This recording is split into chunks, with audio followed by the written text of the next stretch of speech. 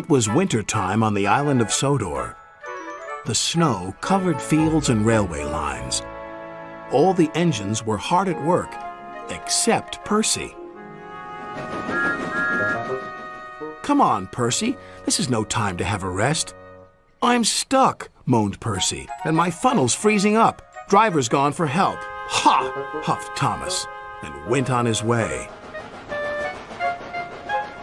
Later, Thomas had to help clear snow by a tunnel, but it was too deep, and he got stuck. Thomas was very cross. "Snow is nothing but trouble," he moaned. Rusty was close by. "Driver says this winter is as bad as the worst winter of all." "How worst?" asked Thomas. "I'll tell you," replied Rusty, and then the little engine did.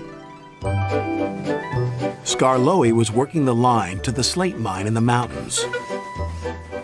When the snow came, it was difficult to work. They used the snow as a double buffer zone to help stop cars skidding through the ravine. One day, Skarloey set off to the mines with some empty cars. Meanwhile, there was trouble at the mine. The winch that hauls the cars up and down wasn't working properly. Skarloey had reached the ravine. High above him were the mine yards. "That snow looks dangerous," said his driver. "The sound of your engine and the freight cars could cause an avalanche. I'll set off an emergency cap and see what happens." Skarloey watched as his driver prepared it. Then they ran over the cap. The bang echoed around the gorge. Nothing happened. "Good," said his driver. "All's well. We'll have a cup of cocoa and then make our way." But high above them, all was not well. A long line of full cars was about to be winched down the slope. They had just started their journey when some empty cars became derailed. The winch groaned. "Break it! Snap it!" shouted the freight cars. And they did. On, faster, faster," they giggled. "The snowbank and buffers will stop them," said a workman. But he was wrong. The freight cars plunged into the ravine.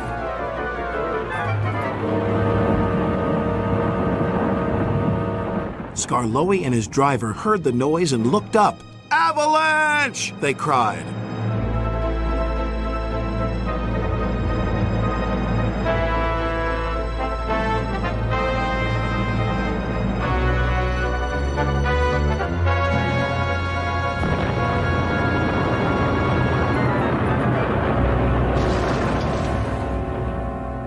When the snow plume cleared, there was no sign of Skarloey. He was buried deep inside the high drift, blocking the ravine. And then came the funny part. "What's the funny part about an avalanche?" asked Thomas. "Well..." No one knew that the heat from Skarloey's engine had helped to make an igloo. "It's a snowball. It's a snow house. It's an engine." They cleared away the ice, only to find Skarloey's driver and fireman drinking cocoa as if nothing had happened. "Lucky for him, but it just goes to show you can't trust freight cars," said Thomas. "Or snow," said Rusty. The men had just cleared the snow away from him when Gordon puffed by with his machine. "Hey, look out! There's snow about!" He stopped by the tunnel and wheezed loudly. Then it happened. Oh no.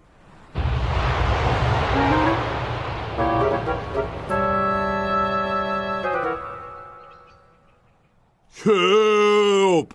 cried Gordon.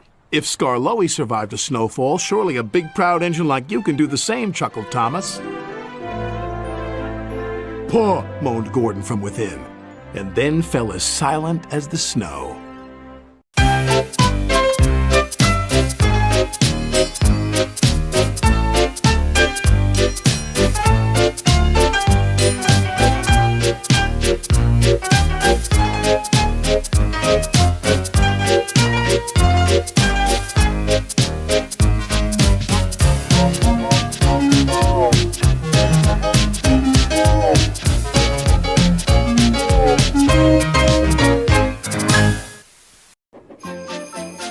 Christmas on the island of Sodor.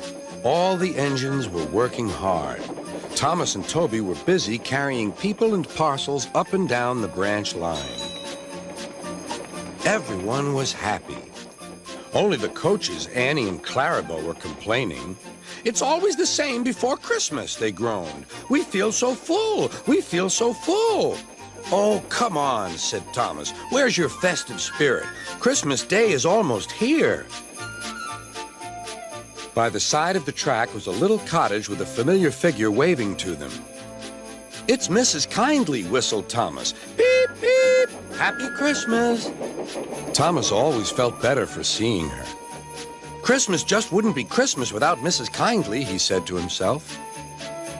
When work was over, Thomas went to see the other engines. All their coats had been polished. "Huh," said Gordon. "Just look at us. Your driver will have to work fast to get you as smart as us."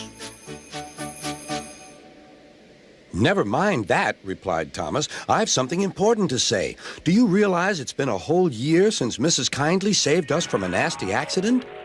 You remember when she was ill in bed and—" "Yes, of course," interrupted Edward. "You told us how she waved her red dressing gown out of her window to warn you about a landslide ahead."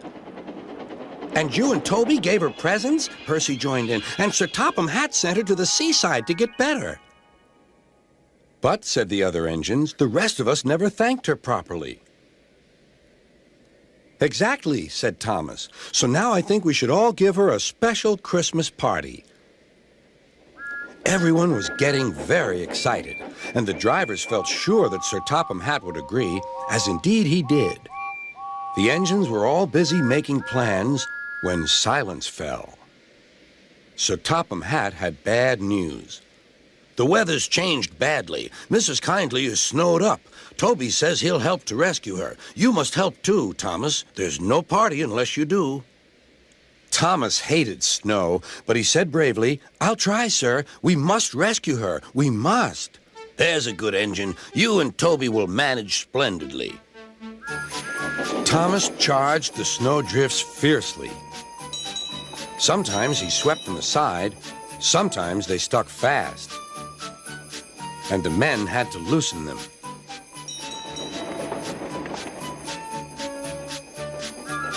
But at the cutting near the cottage, they could go no further. "Look at that!" exclaimed Thomas's fireman. "Beep, beep! Here we are!" An answering wave came from an upstairs window. Then they heard a familiar sound. "That's Terence, the tractor," said Thomas. "He's come to help too." Sure enough, Terence had a snowplow and was working hard to clear a patch to the railroad line and safety. At long last, the rescue was complete. Percy took the tired workmen home. Terence said goodbye to Mrs. Kindly and promised to take care of her cottage as he watched them all set off. The engines made good time. No more snow had fallen, but the yard was dark. There was no one to be seen. Thomas's heart sank.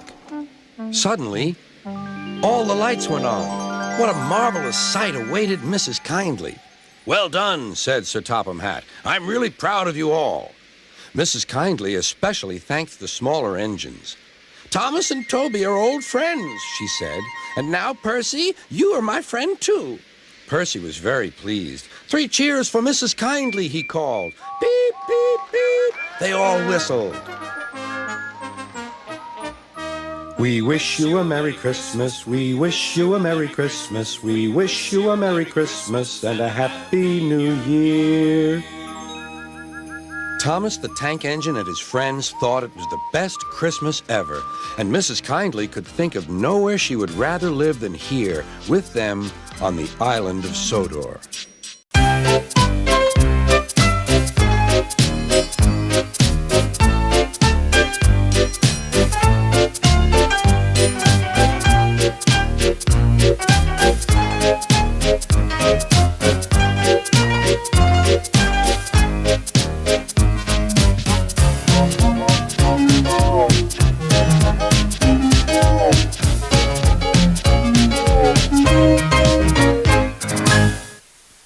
It was 2 days before Christmas. Many children were expected on the island of Sodor.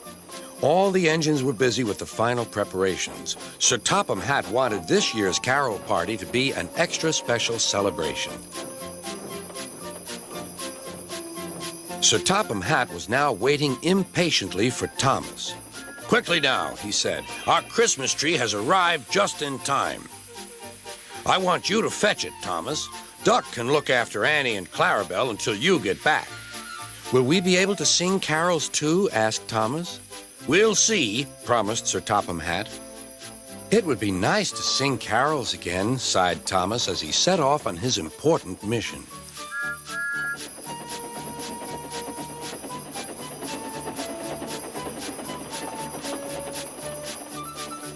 Thomas collected the tree safely, but large snowdrifts lay ahead. "I mustn't be late," he thought. "Sir Topham Hatt is relying on me." Whistling bravely, Thomas tried to move, but he couldn't. There was worse to come. Thomas was snowed under. Meanwhile, the other engines waited and waited. They were grumbling about Thomas for being late. "Silence," said Sir Topham Hatt. "Thomas left the work safely, but snow has brought the telephone lines down. We must assume he is stranded." The engines now felt sorry for Thomas, and cold but confident, the twins set off to the rescue.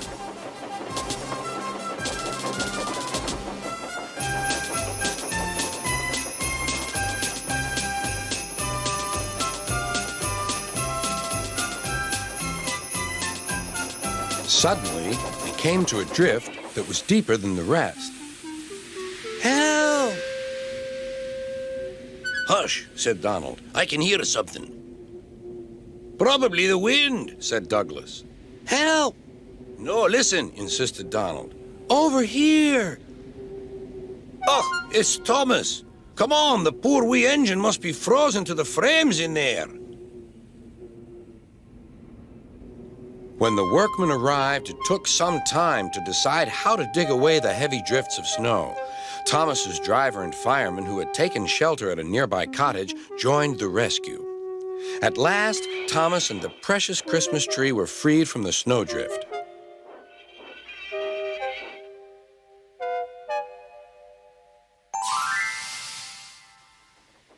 Then they set off once more to finish their long journey.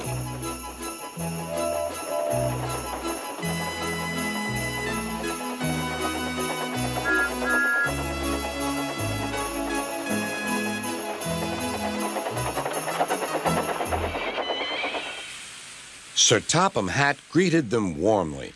"As a reward for all your hard work, you may go and enjoy the carols. Be quick now." At the big station, all was soon ready.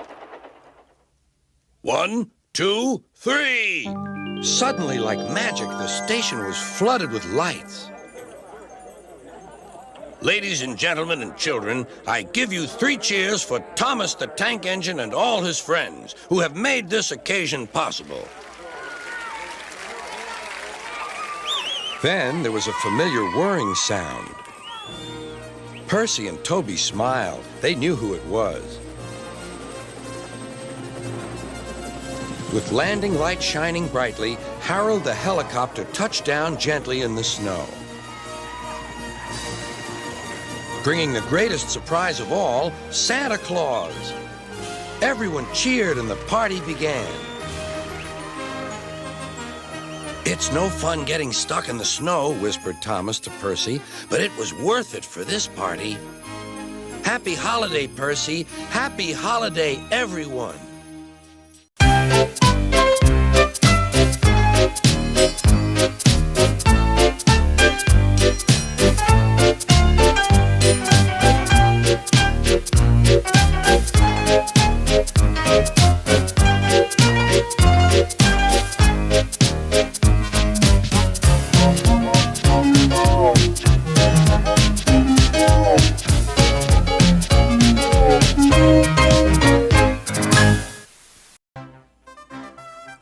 had come to the island of Sodor. The fields were changing from yellow stubble to brown earth, and a tractor was hard at work as Thomas puffed along.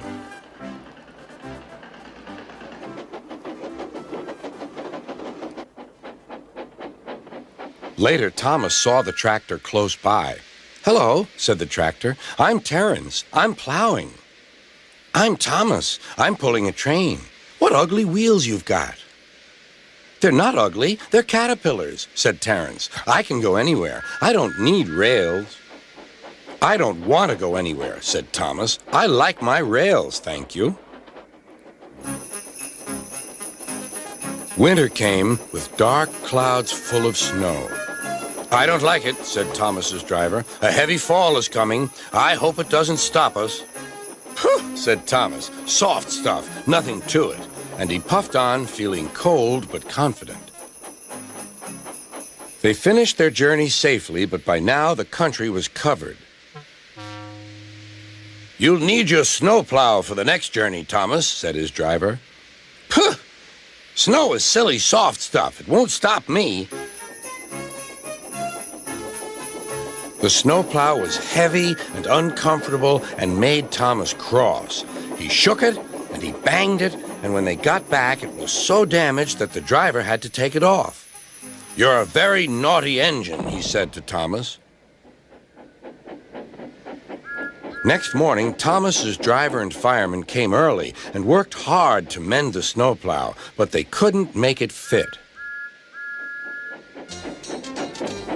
Thomas was pleased. "I shan't have to wear it. I shan't have to wear it," he puffed to Annie and Clarabelle. But they were rather worried. "I hope it's all right. I hope it's all right," they whispered to each other. The driver was worried too. "It's not bad here," he said to the fireman, "but it's sure to be deep in the valley."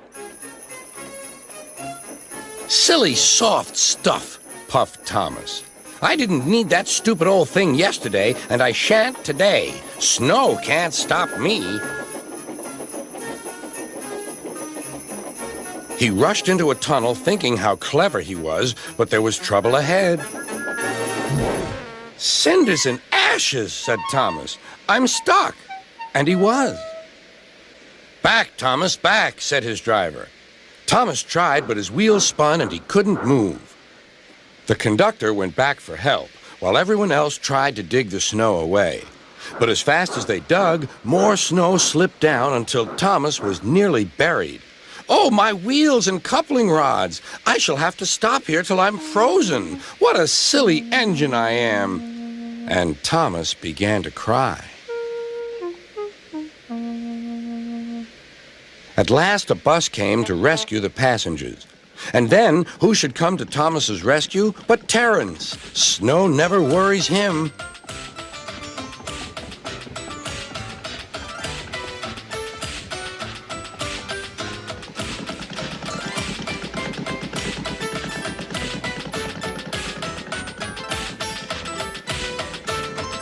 He pulled the empty coaches away, then came back for Thomas. Thomas's wheels were clear, but still spun when he tried to move. Terence tugged and slipped and tugged, and at last dragged Thomas clear of the snow, ready for the journey home.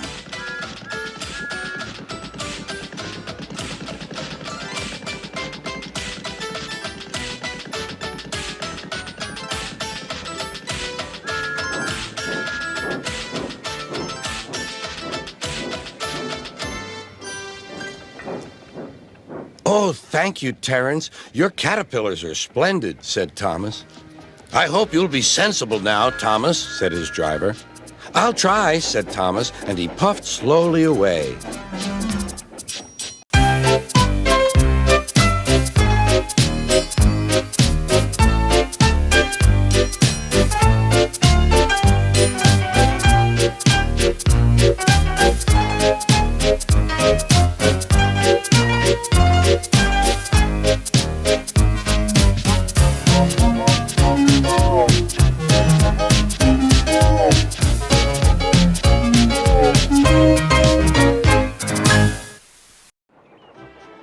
someday you should see Thomas the tank engine puffing happily along the line, he may be on his way to a village nestled deep in the heart of the island of Sodor. One November morning, Thomas whistled to all his friends. "It's nearly Thanksgiving, and I'll bring you lots of letters and parcels." But then an early snowstorm came.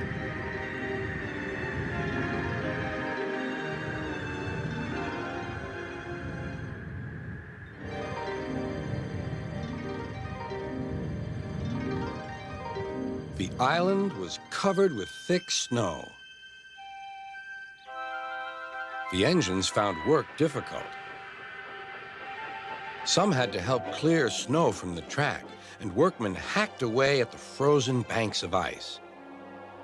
Thomas and Percy were collecting important mail for Thanksgiving. "Driver says there's lots of mail for the village," said Thomas. "I'll need an extra car for it all." Percy was feeling left out. "It's not fair. You're not leaving any mail for me." But Percy's chance had come.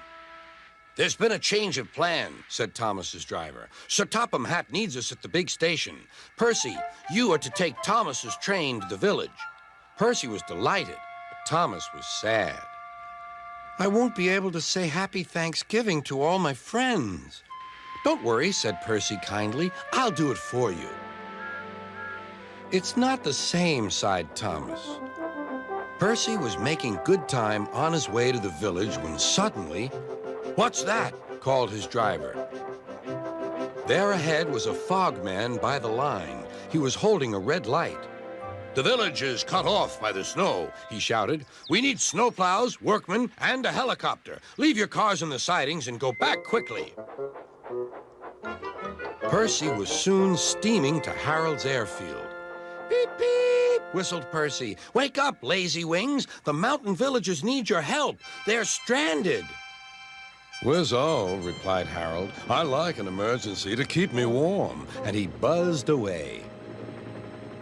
"Now," sighed Percy, "what's next?" Suddenly, there was Thomas with Terence the tractor and a works train. "Come on, Percy," whistled Thomas. "Follow me." The two engines battled their way through the snow. At last, they reached the village. Harold was already there, busily dropping food for Thanksgiving dinner to the people below. Terence quickly got to work. "Lovely stuff," he said as he pushed the snow aside. "Well done, Percy! Well done, Thomas!" cheered the villagers. "Percy, I've just remembered. Your mail train is still back at the siding, isn't it?" Percy hurried back to fetch it. Just then, Toby arrived with Henrietta. "We've brought lots of hot drinks and food for the villagers," he whistled. That night, all the engines had gone back to the sheds except Toby. The villagers had made a plan to thank the engines. They loaded paint pots and parcels into Henrietta, and then they set off through the moonlit countryside. All the engines were fast asleep in the sheds as Toby ran silently into the yard.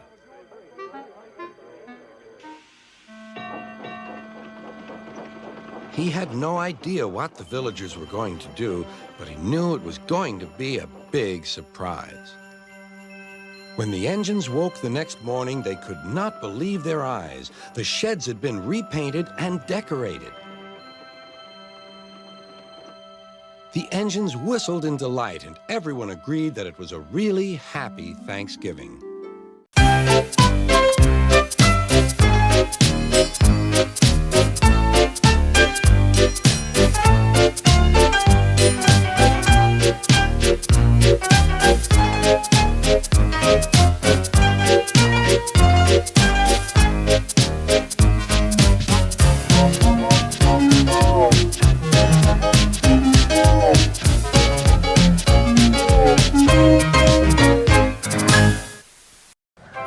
It was winter on the island of Sodor. Peter Sam puffed nervously along the line.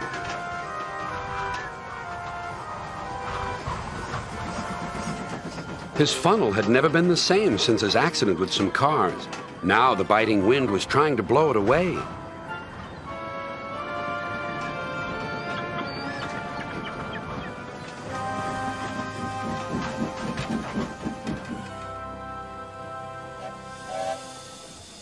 My funnel feels wobbly, he complained. I wish manager would hurry up with my new one.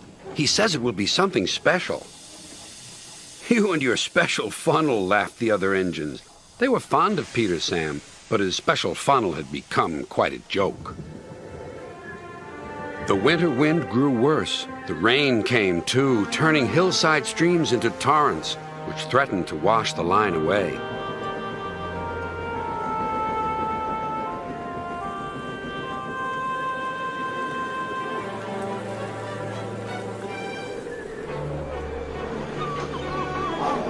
Rusty, the little diesel, worked hard carrying workmen up and down the line.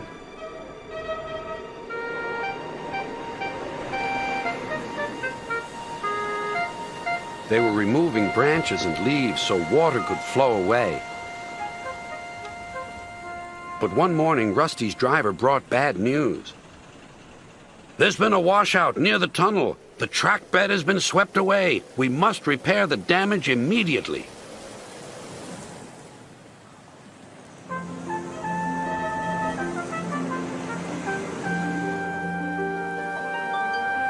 The important work took longer than expected. As days went by, the weather changed. It became frosty and much colder.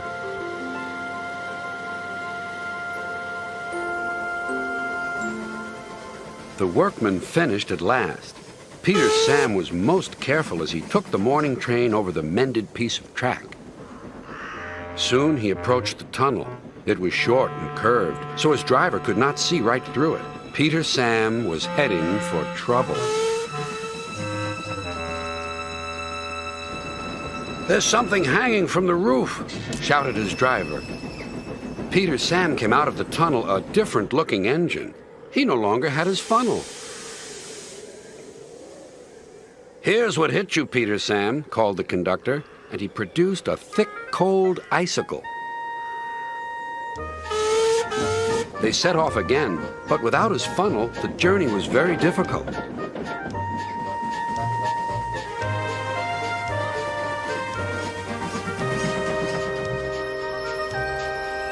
Then his fireman saw an old drain pipe lying beside the track. We'll use that instead of your funnel. At least it'll help control the smoke.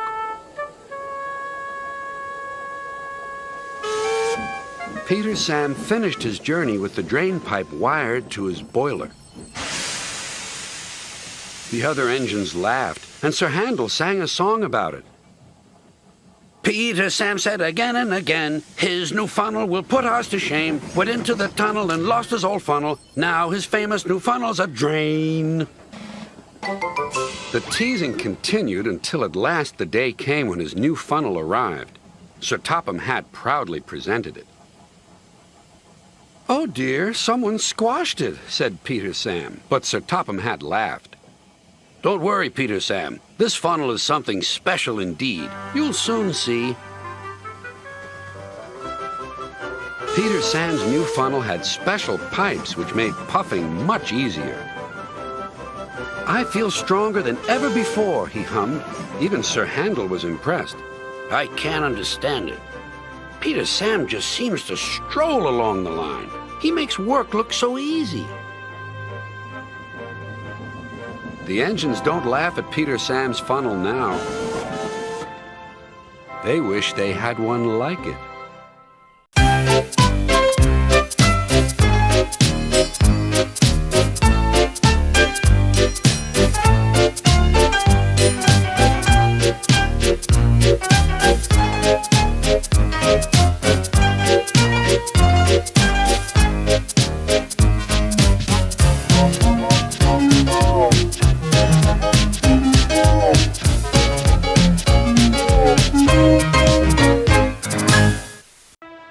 It's winter holiday time on the island of Sodor.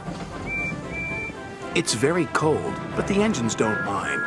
They love this time of year when the stations look jolly in their decorations. There was plenty of work with passengers and parcels to be delivered, no matter what the weather.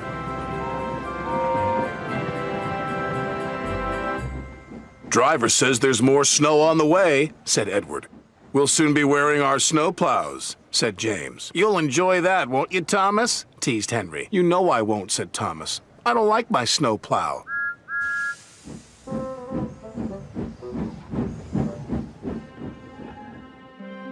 Sure enough, that night the wind blew and the snow fell heavily. The next morning, Sir Topham had arrived. He told the engines they were to have snowplows fitted. And you are to collect a special from Callan Station. It's needed for the village feast on Toby's branch line. Thomas was excited about his special, but not about his snowplow. Please, sir, my plow is awkward and uncomfortable. Do I have to wear it? Everyone has to wear a snowplow, said Sir Topham Hatt. The fitters, his driver, and firemen all helped with Thomas's snowplow. We'll have to try that again, laughed his driver. Big, horrid, awkward thing, Thomas grumbled. He was much happier when he arrived at Callan Station and saw his special. It was a beautiful Christmas tree. The tree will have lights and stand in the middle of the village, said Edward. Make sure you get it to Toby safely. I will, said Thomas.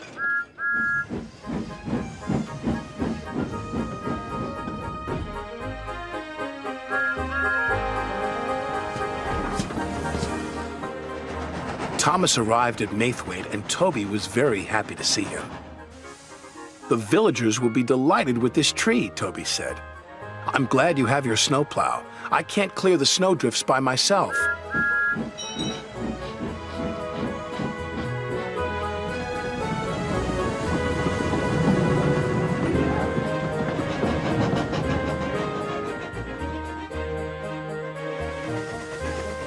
Thomas couldn't see. There was a huge rock buried under the snow. Suddenly, his snowplow hit the rock. Bouncing buffers, exclaimed Thomas. My plow is broken.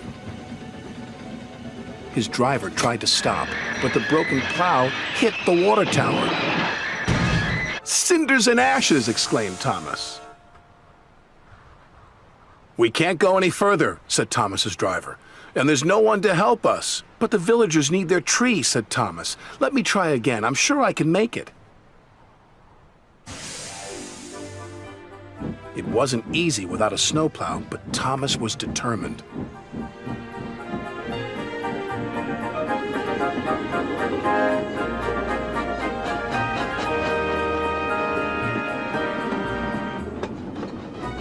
He pushed, and he pushed, and he pushed.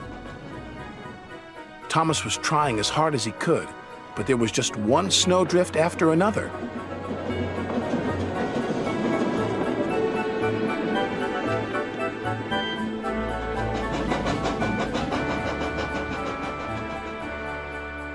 Finally, Thomas and Toby were pulling into the village station. Thomas whistled and the villagers cheered when they saw their beautiful tree. Hooray, they said, hooray! The next day, Sir Topham Hatt sent for Thomas. Thomas was worried. What would Sir Topham Hatt say about his broken snowplow? But Sir Topham Hatt wasn't cross. He was very pleased. The villagers had a wonderful feast, he said. You were very brave to take on that snow without a plow. Thank you, sir, said Thomas. As you know, continued Sir Topham Hatt, there are no spare snowplows, so you'll just have to do without yours for a while. Oh, thank you, sir, grinned Thomas.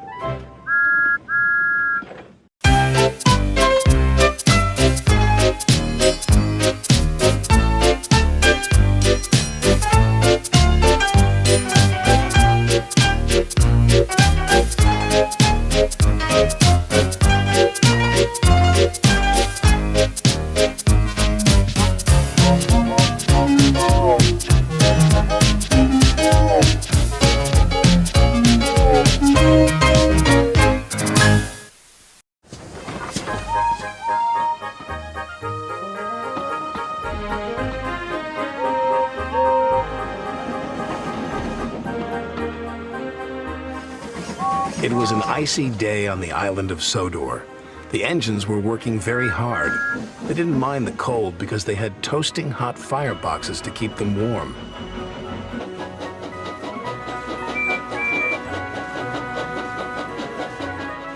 That evening, Sir Topham Hatt came to the sheds. "There's a big freeze coming tonight," he said. "James and Percy are to deliver extra coal to the stations." "Yes, sir," they said eagerly, and Sir Topham Hatt drove away. "You'd better hurry," teased Thomas, "or scary Jack Frost might get you." "Who's Jack Frost?" Percy whistled nervously. "Don't be so silly," sniffed James. "Jack Frost is not scary." "Yes, he is," teased Thomas. "He's all white with a big spiky face." "Rubbish," said James. James knew Jack Frost wasn't scary, but poor Percy wasn't so sure.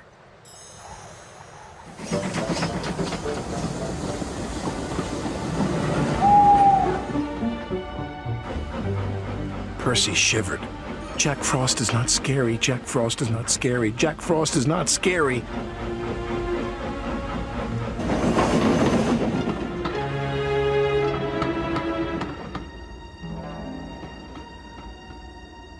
Meanwhile, James puffed along his route. "Silly Percy," he thought, "all steamed up over Jack Frost." Percy made his last delivery. The station master was very pleased to see him. "Oh, Percy," he cried, "we need twice as much coal to last through this freeze." "Don't worry," Percy said. "This is my last stop. You can have mine." So Percy's driver parked him in a siding with only a lantern for company. "Do you think scary Jack Frost will find me?" said Percy. "Jack Frost's not scary," chuckled his driver. "And don't worry, Elizabeth will bring you some more coal in the morning." And then his driver and fireman went home to bed. Late at night, the icy wind howled. It started to snow.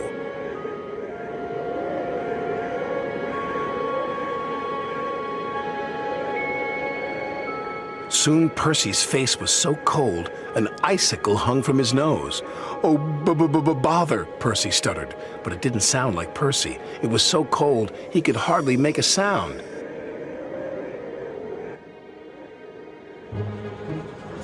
At last, James was on his way back to the sheds.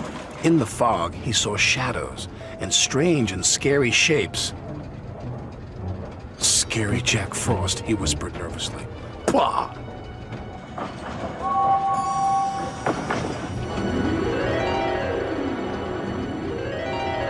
"Hello, James?" muttered Percy icily. "Scary Jack Frost," cried James, and he raced away as fast as his wheels could carry him. He didn't stop until he got back to the sheds. The next morning, Elizabeth brought plenty of coal. "Oh, my dear," Elizabeth chuffed to Percy, "it looks like Jack Frost really got you." The firelighter started Percy's fire. Soon his ice mask melted away.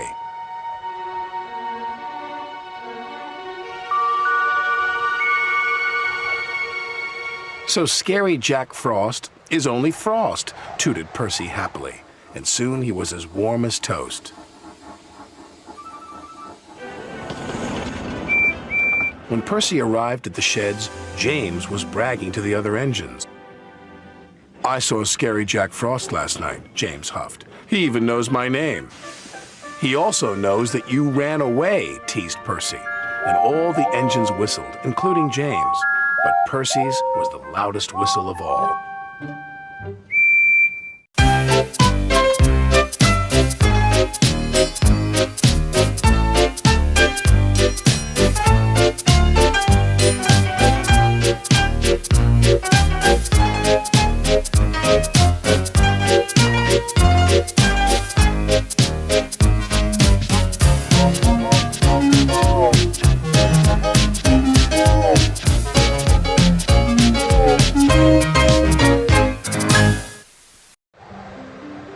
Winter on the island of Sodor can be windy and cold.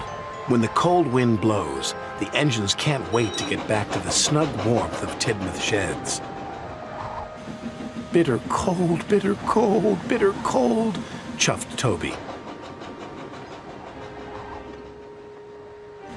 "Still, I'll soon be back in my nice dry shed." But suddenly, Toby's driver applied the brakes. he could see a farmer standing knee-deep in snow. He was waving a red flag. My phone lines are down, all the roads are blocked, and my sheep have just started lambing, the farmer said. They're trapped on the hillsides, cut off by the snow. What can we do to help? Toby chuffed. I need a vet as quickly as possible. We'll stop at the next signal box, said Toby's driver. I'll phone the vet from there.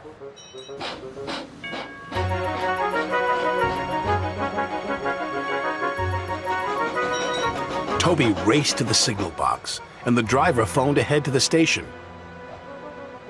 Sir Topham Hatt and the vet were waiting for Toby as he arrived. The farmer's lambs are stranded on the hillside, cried Toby. We've got to rescue them. So we shall, said Sir Topham Hatt. I'll send Duck right away. This is a job for an engine with a snowplow. Toby knew Duck was the right engine for the job. He was very powerful. Hurry, Toby called anxiously as Duck chuffed out of the station.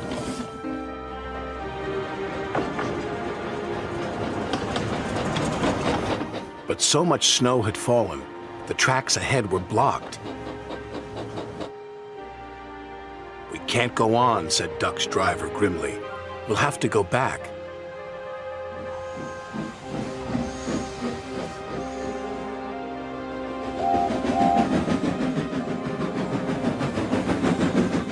Toby was surprised to see Duck return to the station.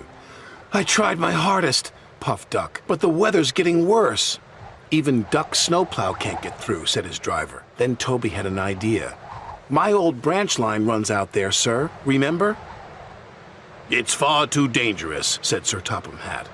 It would never carry Duck's weight. It might take my weight, said Toby. And I know that line like the back of my buffers, he added. It's our only chance to help the lambs. Sir Topham Hatt agreed, but he told Toby to be very careful. Soon, a blizzard was howling. Toby's driver was worried. I can do it, called Toby, as long as these rails hold. But Toby had forgotten about the rickety old bridge.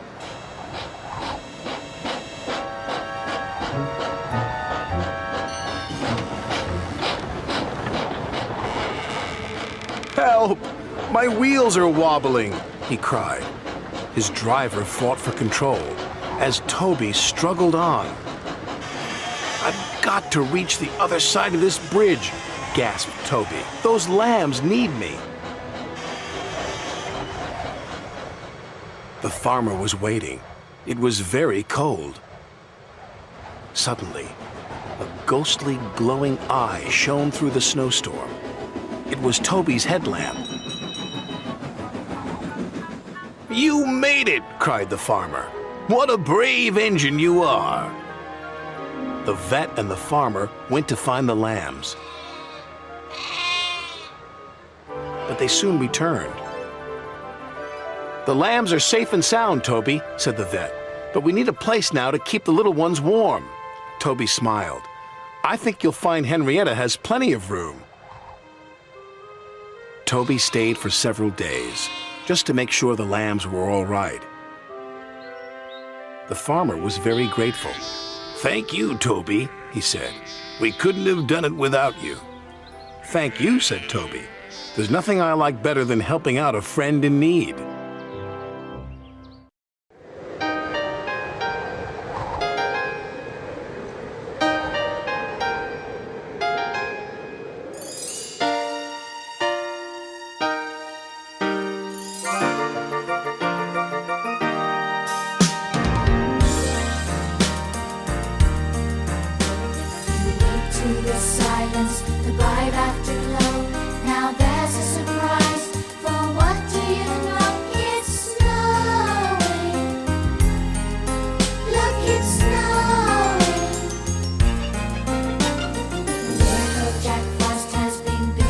Last night, the island of Sodor is a blanket of white, 'cause it's snowing.